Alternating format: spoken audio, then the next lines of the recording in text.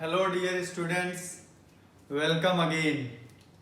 हम लोग जेई और नीट के रिवीजन सीरीज वीडियोस को डिस्कस कर रहे थे और इस वीडियो में जो लास्ट लेक्चर हम लोगों ने डिस्कस किया था, इसमें हमने एल्डिहाइड और कीटोन के nucleophilic addition followed by loss of water, मतलब अमोनिया डेरिवेटिव की बात की थी और उसी में बेकमैन्स रीअरेंजमेंट की भी बात कर लिया था हम लोगों ने। आज हम लोग आगे कुछ एल्डिहाइड और कीटोन के some important reactions of aldehyde and ketone discuss करने वाले हैं, जिसमें कुछ नेम रिएक्शंस भी हो जाएंगे और कुछ अदर रिएक्शंस भी। तो जितने इंपॉर्टेंट रिएक्शन है पहले हम लोग एल्डिहाइड कीटोन के डिस्कस कर लेंगे, फिर अगले टॉपिक की तरफ मूव करेंगे। तो चलिए आज की बात की जाए। हम लोगों ने कल जब कहा था तो reaction of aldehyde and ketone with ammonia derivative देखा था, अमोनिया नहीं देखा था। और हम लोगों ने बात की थी, मैंने कहा था कि अमोनिया के साथ इसका रिएक्शन जो होता है वो थोड़ा अलग होता है डेरिवेटिव्स के कंपैरिजन में, इसलिए उसको अलग से बात कर रहे हैं। तो हम लोग देख रहे हैं अब यहाँ पे reaction with ammonia, reaction with ammonia. किसका रिएक्शन? एल्डिहाइड्स और कीटोन का। ठीक है, तो आप देखना, एक सीधी बात समझ लें, except formaldehyde, except HCHO, all other aldehydes, all other aldehydes form adduct with ammonia which on warming, मतलब थोड़ा सा हीट करने से, which on warming give imines, imines। अब एल्डिहाइड है तो एल्डीमाइंस बोलते हैं, कीटोन होता तो कीटीमाइंस। ठीक है, तो ये एल्डिहाइड्स की बात है। तो आप देखो सारे एल्डिहाइड्स, इमाइंस का मतलब क्या है? इमाइंस का मतलब होता है ऐसा कुछ, C double bond N H, ऐसे को बोलते हैं हम इमाइन। ठीक है, तो इसमें अगर हम देखें, हमने मान लीजिए एसिड एल्डिहाइड लिया, तो देखो CH3 CH एंड O, ठीक है, और प्लस अमोनिया लिया NH3। तो आप देखो क्या होता है, यहाँ पे रिएक्शन जो होता है ये ईथर के प्रेजेंस में होता है, ईथरल सॉल्यूशन कहते हैं। ईथर के प्रेजेंस में रिएक्शन होगा, तो यहां से आप देखिए दो पार्ट, आप देखो NH2 और H, H जो है वो O के साथ अटैच कर दिया, ठीक है, और N जो है वो C के साथ, क्योंकि आपको मालूम है यहाँ पे माइनस चार्ज और यहाँ पे प्लस। तो देखो प्रोडक्ट CH3 CH, यहाँ पे आ गया NH2 और इधर हो गया OH। क्लियर? तो ये हो गया एडक्ट। एडक्ट मतलब ऐड होने के बाद जो प्रोडक्ट बना, और इसको जैसे ही थोड़ा सा वार्म करेंगे आप तो ये वाटर दे देता है आसानी से, यहाँ का H और यहाँ का OH, और वाटर दे दिया तो क्या बनाया इसने? CH3 CH, CH3 CH, double bond क्या? NH। This is imine. Clear? And this is aldimine. Aldimine का मतलब हो गया ये एल्डिहाइड से बना हुआ इमाइन है। क्लियर हो गया? तो ये एल्डिहाइड्स के साथ ऐसा रिएक्शन है। फॉर्मेल्डिहाइड की बात करें, हम लोगों ने कहा एक्सेप्ट फॉर्मेल्डिहाइड, तो जो इसका फॉर्मेल्डिहाइड के साथ रिएक्शन होता है वो देखिए ऐसा कुछ होता है,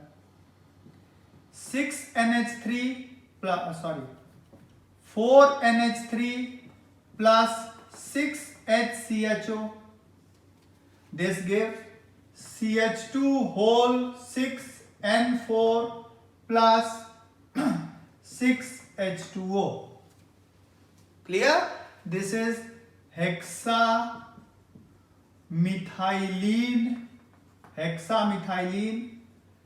टेट्रामीन, हेक्सामिथाइलिन टेट्रामीन। या इसी को हम लोग कहते हैं urotropin. This is also known as urotropin. ठीक है, ये एक यूरिनरी ट्रैक्ट की डिजीज के लिए एंटीसेप्टिक का काम करता है। ठीक है, तो इसको यूरोट्रॉपिन बोलते हैं। इसका स्ट्रक्चर भी देख लीजिए, स्ट्रक्चर भी इंपॉर्टेंट होता है थोड़ा। देखिए एन एन एन और एन, तो इस तरीके से हम कुछ स्ट्रक्चर इसका बनाते हैं। देखिए CH2, ठीक है। आप देखिए यहां पे एक CH2, ठीक है, N, और यहां पे CH2, ये देखिए, ठीक है। अब देखिए यहां पे एक CH2, यहां पे एक CH2 और इधर एक CH2। तो देखिए 1 2 3 4 5 और 6 CH2, ठीक है। CH2 whole 6 N 1 2 3 and 4। तो दिस इज यूरोट्रॉपिन। ठीक है, क्रिस्टलाइन कंपाउंड होता है, यूरिनरी ट्रैक्ट के डिजीजेज में एंटीसेप्टिक की तरह ये काम करता है। तो फॉर्मेल्डिहाइड का ऐसा रिएक्शन होता है। अब इसके बारे में थोड़ी बात करते हैं, कीटोन और बेंजल्डिहाइड की बात कर लेते हैं जल्दी से। आइए देखा जाए यूरोट्रॉपिन के बारे में। आगे देखिए जरा, यूरोट्रॉपिन हम लोगों ने कहा कि N, देखिए N, यहां पे CH2 N CH2 N CH2, ये रहा। अब इसमें हम लोगों ने कहा था कि एक N यहां है, CH2 CH2 CH2, ये था यूरोट्रॉपिन। ये अभी आपने डिस्कस किया हम लोगों ने, ये है यूरोट्रॉपिन। अगर यूरोट्रॉपिन का कंट्रोल्ड नाइट्रेशन कराया जाए, नाइट्रेशन का मतलब NO2 ग्रुप का जुड़ना HNO3 के साथ, कंट्रोल्ड नाइट्रेशन कराया जाए तो एक बड़ा इंपॉर्टेंट कंपाउंड बन जाता है। देखिए क्या है, NCH2 N CH2 N CH2 N, यहां पे NO2 NO2 और NO2, ठीक है। ये जो कंपाउंड है ये देखिए क्या है,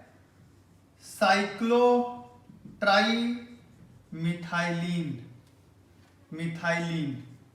देखिए 1 2 3 CH2, साइक्लोट्राइमिथाइलीन, ट्राई नाइट्रा, नाइट्रो ग्रुप कितने हैं 3, ट्राई नाइट्रा अमीन, अमीन मतलब नाइट्रोजन भी 3, ठीक है। ये इसको बोलते हैं, ये एक्सप्लोसिव होता है और इंपॉर्टेंट एक्सप्लोसिव कंपाउंड है। इसी को आपने काफी नाम सुना होगा इसका, RDX, ठीक है। RDX का फुल फॉर्म होता है RDX को बोला जाता है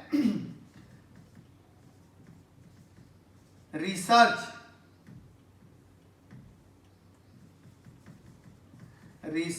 एंड डेवलपमेंट एक्सप्लोसिव, ठीक है। दिस इज RDX, बहुत ही एक्सप्लोसिव कंपाउंड है। RDX बनता है इसके कंट्रोल नाइट्रेशन से। अब जरा कीटोन की बात कर लेते हैं, कीटोन का अमोनिया के साथ रिएक्शन। तो देखो जरा कीटोन का अमोनिया के साथ कैसे रिएक्शन होता है, हम देखें। CH3, देखना भाई, अमोनिया के साथ CH3 C, ये रहा CH3 और O, ठीक है, प्लस अमोनिया, देखो ऐसे ले लेते हैं HNH2, ऐसा ले लिया, और आपने ले लिया यहां से एक और मोल HCH2COCH3। देखो ये एक मोल कीटोन, ये दूसरा मोल कीटोन और ये एक मोल अमोनिया। अगर इनको आप रिएक्ट कराओ तो ये देखो यहां से वाटर निकल जाता है, और वाटर निकलेगा तो प्रोडक्ट देखो यहां क्या बनेगा भाई, सीधा है, वाटर निकल गया तो प्रोडक्ट देखो CH3C, यहां पे क्या हुआ NH2 और यहां पे CH2COCH3।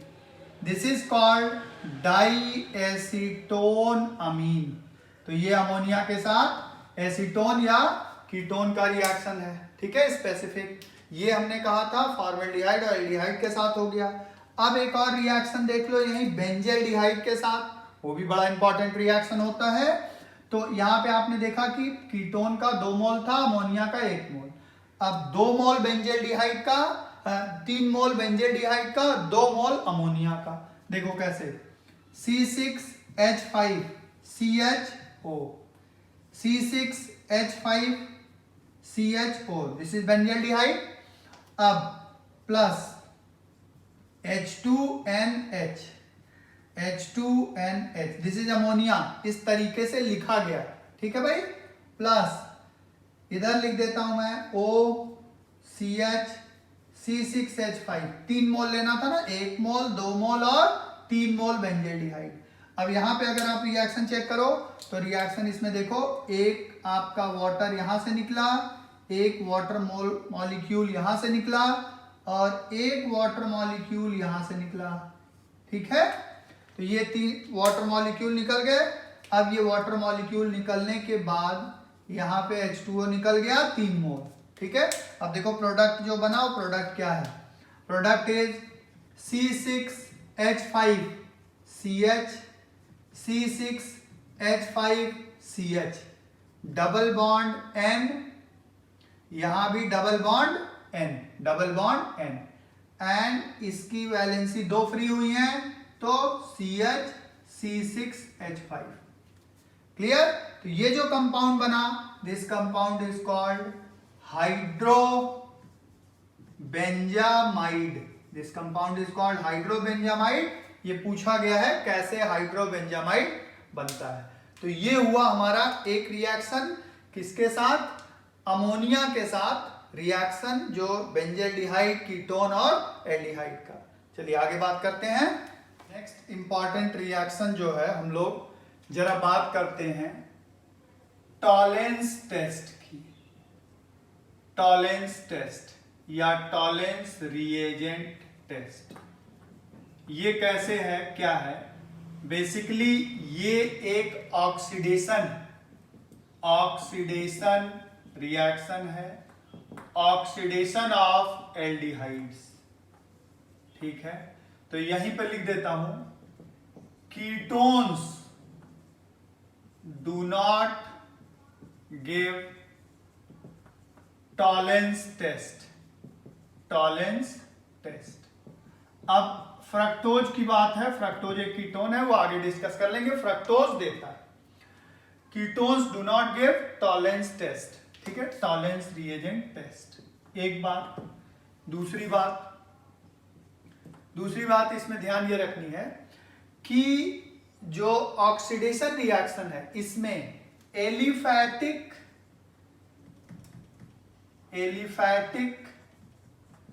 And aromatic both give Tollens test, दोनों टॉलेंस टेस्ट देते हैं। एलिफैटिक और एरोमेटिक का मतलब बेंजल्डिहाइड भी देता है। यहां पे जो एरोमेटिक वर्ड लिखा है वो हमने किसके रिस्पेक्ट में लिखा है, स्पेशली बेंजल्डिहाइड भी देता है, ठीक है। अनसैचुरेटेड एल्डिहाइड भी ये टेस्ट दे देते हैं, ठीक है। अनसैचुरेटेड एल्डिहाइड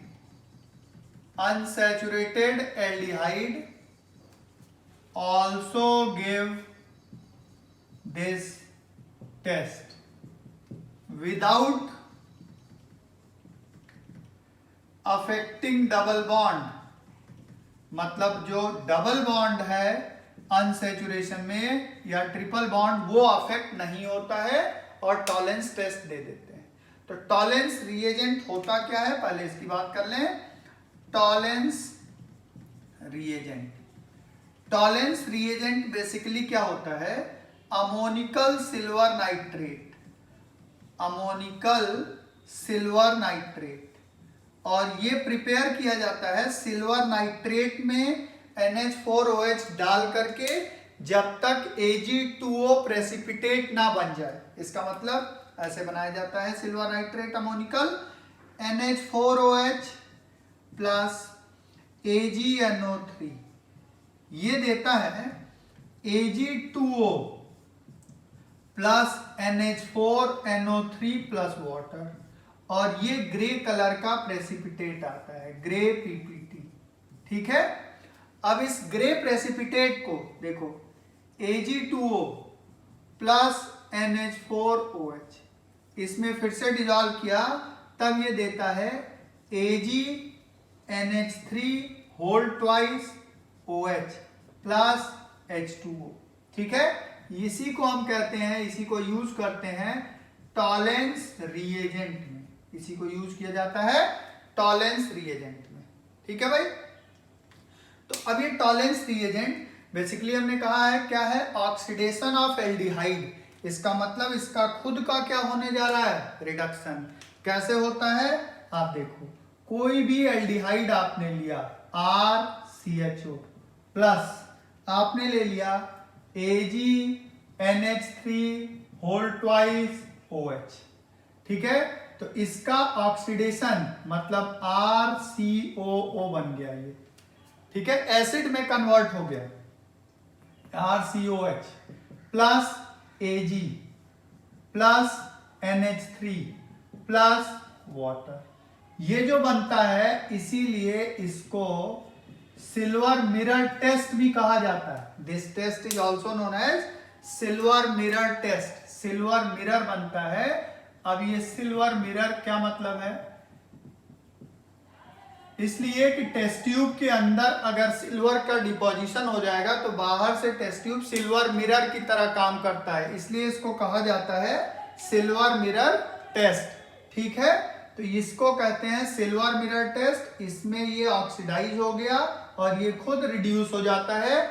ये सारे एल्डिहाइड्स देते हैं और एरोमेटिक एल्डिहाइड भी, बेंजील्डिहाइड भी ये टेस्ट देगा। अब साथ में ये आपको समझ लेना है कि हमने कहा अनसैचुरेटेड, मतलब आपने लिया CH2 CH CHO। अब यहां पे आपने टॉलेंस टेस्ट लिखा, टॉलेंस रिएजेंट लिख दिया मान लीजिए हमने, तो यहां पे इसका ऑक्सीडेशन हो जाएगा CH2 double bond CH COOH without affecting double bond, ये ऑक्सीडाइज हो जाएगा तो और टॉलेंस रिएजेंट रिड्यूस हो जाएगा। तो ये बात हुई हमारे टॉलेंस टेस्ट की, जो एल्डिहाइड्स के लिए है, कीटोन के लिए नहीं है। आइए अगला बात करते हैं फेलिंग सोल्यूशन टेस्ट की। ठीक है, अब जरा फेलिंग सोल्यूशन टेस्ट और बेनेडिक्ट रिएजेंट टेस्ट की बात करते हैं। तो देखो नेक्स्ट क्या है, फेलिंग सोल्यूशन टेस्ट। तो इसमें एक बात समझ लो, फेलिंग और टॉलेंस में क्या है। टॉलेंस जो होता है, Tollens is stronger than Fehling and Benedict. Fehling solution and Benedict reagent, Benedict's reagent, इन दोनों से स्ट्रांग होता है टॉलेंस। इसी वजह से Fehling's and benedicts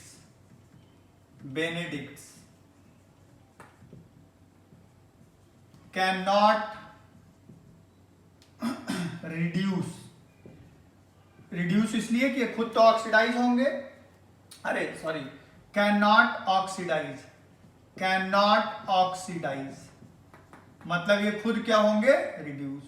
cannot oxidize बेंजील्डिहाइड, ये बेंजील्डिहाइड को ऑक्सीडाइज नहीं कर पाते हैं, एलिफैटिक एल्डिहाइड को ऑक्सीडाइज कर लेते हैं, but oxidises aliphatic aldehydes, aliphatic aldehydes को ये ऑक्सीडाइज कर देते हैं। तो इसको भी जरा समझ लीजिए ऐसा क्यों, फिर हम फेलिंग के बारे में डिटेल में बताते हैं। देखो क्या होता है, जब ऑक्सीडेशन होता है ना, तो दिस इज RCOH, और इसको जब आप ऑक्सीडाइज कर रहे हो तो बदलना है इसको RCOOH में, इसमें कन्वर्ट करना है, मतलब इस CH बॉन्ड को COH में कन्वर्ट करना है। ठीक है, और आप समझ लीजिएगा, हम जानते हैं एलिफैटिक एल्डिहाइड ज्यादा रिएक्टिव है किससे, बेंजील्डिहाइड से। तो ये बॉन्ड जो बेंजील्डिहाइड के केस में है, जैसे देखो ये वाला, ये देखिए बेंजील्डिहाइड के केस में जो ये वाला बॉन्ड है ये स्ट्रॉन्ग है, आसानी से इसको कोई वीक ऑक्सीडाइजिंग एजेंट CH को COH में कन्वर्ट नहीं कर पाता है। बट टॉलेंस स्ट्रांग है, इसलिए इसको CH को COH में कन्वर्ट करता है। तो इस वजह से ये दोनों जो बेनेडिक्ट और Fehling, they are weaker than Tollens, इस वजह से ये बेंजल्डिहाइड को ऑक्सीडाइज नहीं कर पाते हैं। ठीक है भाई। तो अब हम अगर देखें कि फेलिंग सोल्यूशन होता क्या है, तो आइए देखा जाए। जो फेलिंग सोल्यूशन होता है, फेलिंग सोल्यूशन बेसिकली दो सोल्यूशंस का मिक्सचर होता है। तो फेलिंग सोल्यूशन जो होता है वो दो सोल्यूशंस का मिक्सचर है। एक है फेलिंग सोल्यूशन A और दूसरा है Fehling solution B। Fehling solution A जो होता है ये होता है डाइल्यूट कॉपर सल्फेट सोल्यूशन, ठीक है। और फेलिंग सोल्यूशन B जो होता है वो होता है NaOH plus sodium and potassium tartrate. Tartaric acid का सॉल्ट होता है sodium and potassium tartrate, known as Rochelle salt, इसको बोलते हैं रोसेल सॉल्ट। ठीक है, तो ये रोसेल सॉल्ट होता है, सोडियम पोटेशियम टार्टरेट।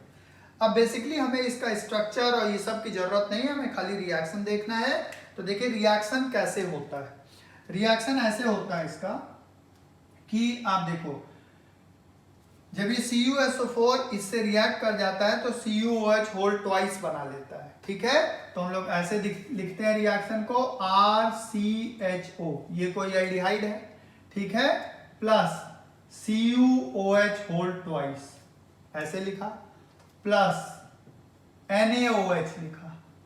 ठीक है, तो यहां पे ये चूंकि हमने कहा ना ऑक्सीडाइजिंग एजेंट है, तो RCOONA बन गया, ऑक्सीडाइज हो गया, प्लस Cu2O बन गया, प्लस वाटर बन गया। इसका कलर यहां पे होता है ब्लू और यहां पे आ जाता है रेड। रेड कलर से लिख दें ताकि और आसानी से याद रहे। ये होता है रेड PPT बन जाता है, रेड प्रेसिपिटेट बन जाता है। इसको जनरल दिखाने के लिए हम लोग रिएक्शन को ऐसे भी दिखाते हैं, RCHO plus Cu2 plus plus OH minus, इसको Cu2 प्लस दिखा देते हैं और इसको OH माइनस। ठीक है भाई। अब यहां पे देखिए ये अभी क्या है, ब्लू कलर का होता है, Cu2 plus is of blue colour, और यहां पे जो बन जाता है वो देखिए RCOONA plus Cu2O plus water.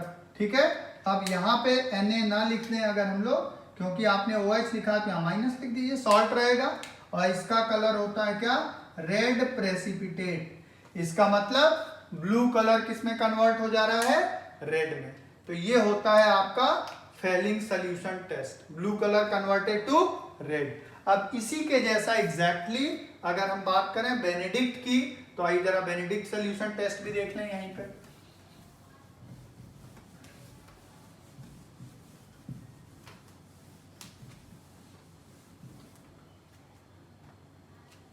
देखिए जो बेनेडिक्ट सोल्यूशन टेस्ट है,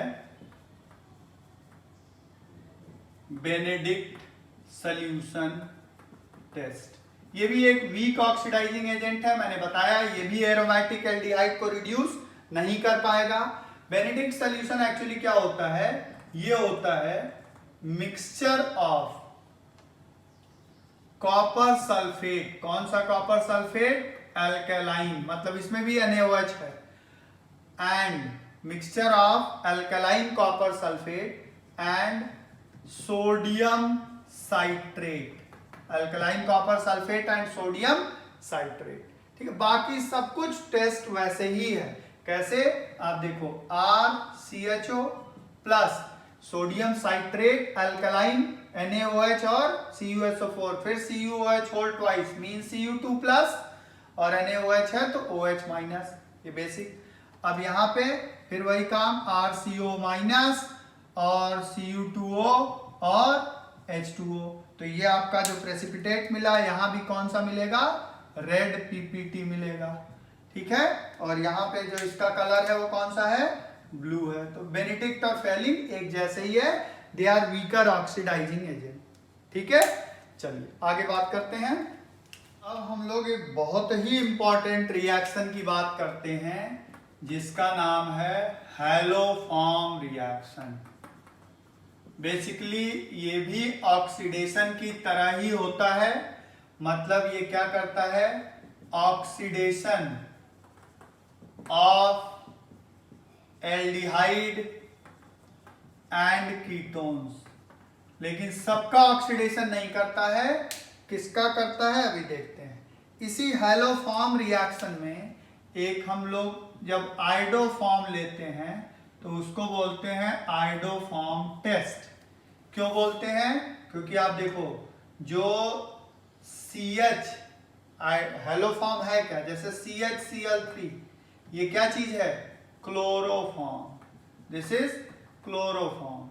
और हमने कहा CHBr3 ये क्या है, ब्रोमोफॉर्म, ब्रोमोफॉर्म। ये लिक्विड होते हैं, ठीक है। और CHI3 जो है वो येलो कलर का सॉलिड होता है। तो येलो सॉलिड बनना टेस्ट की तरह काम करता है। कौन देता है ये टेस्ट, देखिए मिथाइल कीटो ग्रुप कहा जाता है। Methyl keto group gives haloform test. Haloform जब हम कह दिए अब तो आप समझ लो कि वो बात हो रही है आयोडोफॉर्म की, क्योंकि ये तो टेस्ट नहीं देते, यही टेस्ट देता है, बनता सभी है। फ्लोरीन नहीं लेते हैं due to strong oxidising agent, यहाँ पे फ्लोरीन यूज नहीं करेंगे। चलिए तो आगे देखें, फ्लोरीन इतना ऑक्सीडाइजिंग एजेंट होता है, अभी आपको रिएक्शन में थोड़ा बता देंगे क्यों नहीं ले रहे हैं इजिली। तो आप देखो इसमें क्या हो रहा है। बेसिकली पहले रिएक्शन समझ लें, फिर उसके मैकेनिज्म की थोड़ी बात करेंगे। रिएक्शन ये होता है, जैसे हमने कहा CH3COH। अब मिथाइल कीटो ग्रुप चाहिए तो मिथाइल के बगल में CO है, यहाँ पे ये देगा। यहाँ पे हम लेते हैं NaOH प्लस हमने ले लिया यहाँ पे I2, बेसिक मीडियम में I2 ले लिया, आयोडोफॉर्म सीधे। ऐसे ही क्लोरीन ले सकते हो, ब्रोमीन ले सकते हो। तो देखो होता क्या है, रिएक्शन को करने समझने के लिए देखो, जो ये यहां से ऐसे टूट जाएगा, ये जो पार्ट है ये कन्वर्ट हो जाता है CHI3। क्लोरीन होता तो Cl3, ब्रोमीन होता तो Br3। जो बचा हुआ पार्ट है वो ऑक्सीडाइज हो गया। ऑक्सीडाइज होने का मतलब हो गया HCOONA। देखो एक कार्बन का था तो एक कार्बन ऑक्सीडेशन हो गया HCOONA plus NaI plus water, ये बनता है प्रोडक्ट, ठीक है। अब मान लीजिए कोई और लिया होता, आपने ऐसा कोई लिया होता CH3CO CH2 CH3 ऐसा लिया होता, और आपने लिया होता NaOH प्लस I2, ठीक है। तो फिर वही काम यहाँ पे आपको करना था, क्या, ये जो पार्ट है मिथाइल कीटो इसीलिए कहा गया है, ये पार्ट क्या बना लिया CHI3। और CHI3 कैसा है, येलो प्रेसिपिटेट, यही टेस्ट है। तो ये कॉमनली यूज होता है मिथाइल कीटो को टेस्ट करने में, ठीक है। तो अब देखो CHI3 कितने कार्बन बचे, 1 2 और 3, तो 3 कार्बन ऑक्सीडाइज कर दो। CH3 CH2 COONA, 3 कार्बन का ऑक्सीडेशन, प्लस क्या NaI प्लस क्या वाटर, ठीक है भाई। और देखो मान लीजिए हम ऐसा कह देते, ये देखिए बेंजीन रिंग दे देते, CO दे देते, CH3 दे देते, अभी भी ये आसानी से होता। अब देखिए NaOH प्लस I2, अब क्या होता है यहाँ पे, फिर वही काम, यहां से टूटता, ये कन्वर्ट होता किसमें, CHI3 में, ये कन्वर्ट हुआ, ठीक है, CHI3 में। और ये पार्ट ऑक्सीडाइज, तो ये पार्ट ऑक्सीडाइज होने का मतलब क्या हुआ, आप देखिए ये रहा COONA, ठीक है, COONA प्लस NaI और प्लस H2O। तो ये रिएक्शन हुआ आयोडोफॉर्म इस तरीके। तो समझने के लिए तो बहुत ही आसान है कि आपको मिथाइल कीटो, अब जैसे देखो इथेनॉल भी दे देता है, कुछ अल्कोहल भी दे देते हैं, कैसे देखो, अगर आप C2H5OH को ऐसे लिखो CH3 CH CHO और H, ये देखो C2H5OH CH3 CH2OH, इथेनॉल है ये क्या चीज है, इथेनॉल, ठीक है। तो अगर इथेनॉल आप देखो तो इथेनॉल के केस में आप देखो ये ग्रुप तो हमें मिल ही रहा है जो चाहिए था, मिथाइल के बगल में CO, ठीक है। अब यहाँ पे आप वही काम करिए, मिथाइल के बगल में CO लेने के बाद आपने लिया NaOH प्लस I2, ठीक है। यहां लिख देता हूं प्रोडक्ट इसका क्या हो जाएगा, ये वाला पार्ट, इतना पार्ट क्या दे देगा, CH3, एक कार्बन बचा, HCOONA plus NaI plus water, ये येलो कलर का सॉलिड बन गया। तो कहा जाएगा इथेनॉल और मिथेनॉल को डिफरेंशिएट करो, तो इथेनॉल आइडोफॉर्म टेस्ट या हेलोफॉर्म टेस्ट दे देता है, मिथेनॉल नहीं देता है, ठीक है। तो ये जनरल बात हुई इथेनॉल जो आइडोफॉर्म टेस्ट है। अब जरा इसका मैकेनिज्म की बात कर लें, कैसे ये हो रहा है, ठीक है। चलिए मैकेनिज्म की बात करते हैं। हेलोफॉर्म रिएक्शन बड़ा इंपॉर्टेंट है ये भी और बहुत ही इंटरेस्टिंग है। मैकेनिज्म ऑफ हेलोफॉर्म रिएक्शन, कोई भी haloform reaction means chloroform, bromoform और आइडोफॉर्म का मैकेनिज्म हम देखने वाले हैं। तो बहुत डिटेल हर जगह दिया नहीं, इसलिए ध्यान से समझ लेना इसको। तो हेलोफॉर्म रिएक्शन का मैकेनिज्म आप देखो, पहले बेसिक रिएक्शन देखो। हमने क्या कहा था, मिथाइल कीटो ग्रुप का टेस्ट है, मिथाइल के बगल में CO होना चाहिए। अब इस केस में हम लोग क्या लेते थे, जैसे NaOH लेते थे, तो मान लीजिए OH माइनस लिख दिया। और क्या लेते थे, आयोडीन लिया, क्लोरीन लिया, ब्रोमीन लिया। फ्लोरीन इसलिए नहीं लेते हैं कि फ्लोरीन इसको, ये जो अटैक करने वाला है फ्लोरीन, इसको भी ऑक्सीडाइज कर सकता है, इसलिए फ्लोरीन यूज नहीं करेंगे। अब देखो क्या होता है, अब यहां पे बनता है हमारे पास CH3, हमने अभी बताया था आपको ऐसे CH3, और ये जो पार्ट बचा RCOO माइनस, क्योंकि NaOH होता तो Na लिख देते, प्लस यहां पे क्या बन जाएगा X माइनस। X माइनस क्यों, हम लोग वहां लिख रहे थे NaI, तो Na नहीं लिखा है तो NaI में I माइनस खाली, X माइनस लिख दिया, प्लस वाटर, ये है आपके पास। तो इसका जब मैकेनिज्म आप चेक करोगे तो देखो सबसे पहले क्या होता है, देखो CH2COR, आपको थोड़ा याद हो एल्डोल कंडेंसेशन रिएक्शन, अगर तो हम लोग ऐसे ही करते थे। ये देखिए OH माइनस इस अल्फा हाइड्रोजन पे अटैक करेगा, ये एसिडिक होता है, यहां से ले लेगा इसको और ले करके हम सभी जानते हैं CH2CO और R बन जाएगा ये माइनस, इसको हम क्या कहते थे, इनोलेट आयन, है नहीं।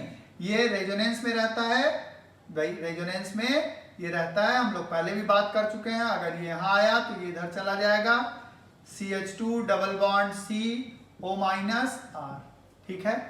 तो ये इनोलेट आयन बन गया, ठीक है भाई।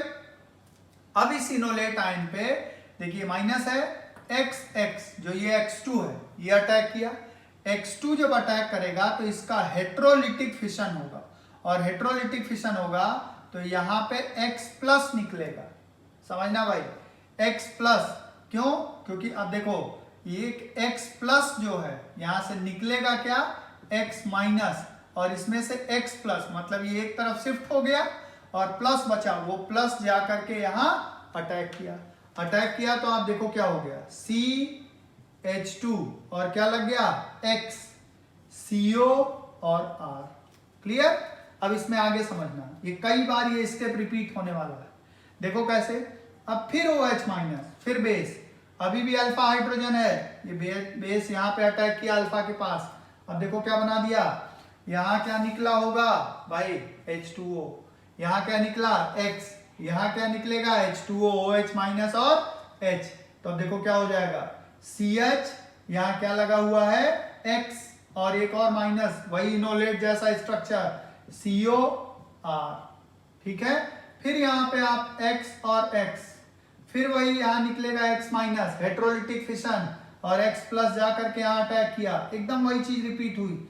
CH, अब देखो X और X लगा हुआ, 2X लग गया CH पे, क्लियर है। अब 2X लग गया और CO और R, ठीक है। फिर देखो अब फिर X अगला, अभी एक H बचा है, एक और OH माइनस को अटैक कराओ, कहाँ, इस वाले H पे, अल्फा वही है। तो अब देखो क्या हो गया, CXX, यहां माइनस, क्या निकल जाएगा यहाँ H2O और COR, ठीक है भाई।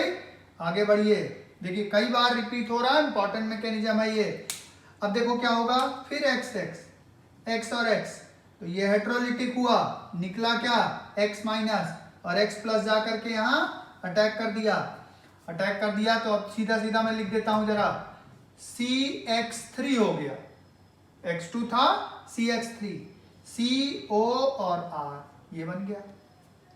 ठीक है, अब फिर देखो, फिर बेस आएगा अटैक करने।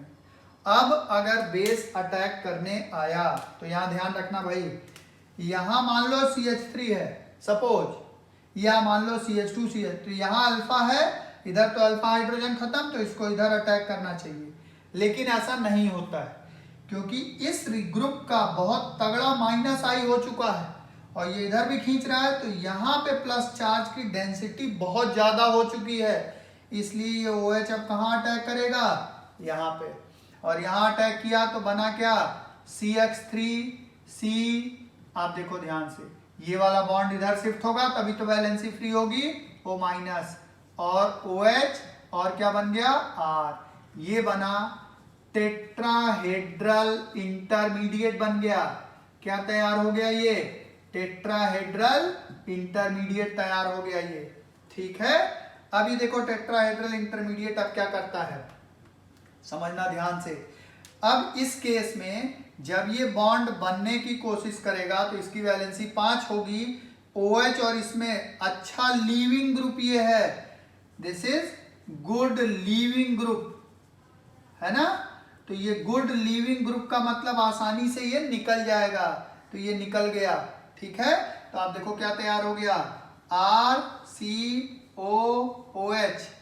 RCOOH, और प्लस यहां मैं लिख रहा हूं क्या तैयार हो गया, CX3 माइनस, क्योंकि ये इलेक्ट्रॉन अपना लेके इधर आएगा।